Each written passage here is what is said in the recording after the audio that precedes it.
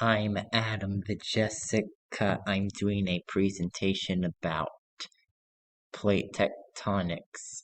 I'm doing it about convergent plates. So, the introduction for convergent plates is when tectonic plates curvish a plate caved by thin oceanic crust descends subducts beneath a plate with a more thicker continental crust. The landscapes of many National Park Service slides show that convergent plate boundary processes that result in a variety of mountain ranges and complex geological structures characteristic of subduction zones, attrited trains in continental mountain ranges.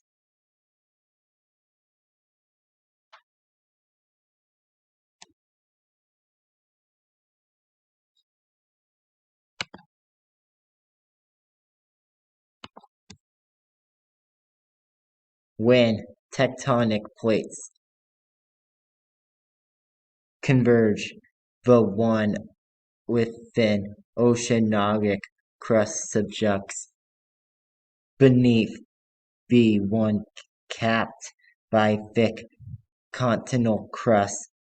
A subduction zone consists of material scraped off the ocean floor. The crust extraction wedged in a chain of volcanoes further Iceland.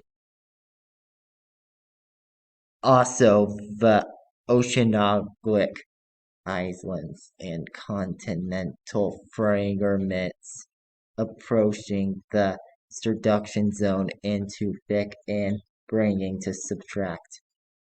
They attach the edge of the continent as a reflection trains.